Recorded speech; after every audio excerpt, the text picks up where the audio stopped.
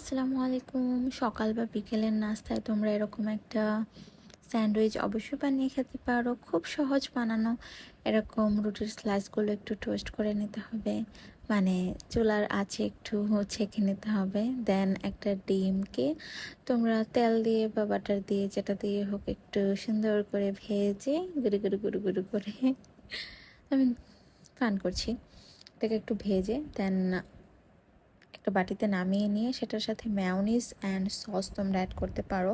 Add করে সেটাকে ভালো করে মিক্স করে দেন ব্রেডের মাঝখানে সুন্দর করে সেটাকে দিয়ে দেন আরেকটা ব্রেড দিয়ে উপরে দিয়ে সেটাকে তোমরা তোমাদের পছন্দ মতো করে মাঝখানেও কাটতে পারো, কর্নার কর্নার করে কাটতে পারো। আর তোমরা তোমাদের ইচ্ছা মতো এখানে শসা, টমেটো, পেঁয়াজ যেভাবেই মন চায় খেতে ওইভাবেও খেতে পারো। এটা বানানো খুবই ইজি আর খেতেও ভালোই টেস্ট। তোমরা ট্রাই করে দেখতে পারো। আর যদি তোমরা ট্রাই করে থাকো তাহলে অবশ্যই আমাকে কমেন্ট করে জানাবে কেমন হয়েছে। Thank you so much. ও, ম্যায়োনিজের রেসিপি যদি তোমরা দেখতে চাও আমার পেজে ম্যায়োনিজের রেসিপি করা আছে, তোমরা ওখান থেকে দেখে আসতে পারো। এই তো আমার স্যান্ডউইচ একদম রেডি হয়ে গেছে। টাটা, আল্লাহ হাফিজ।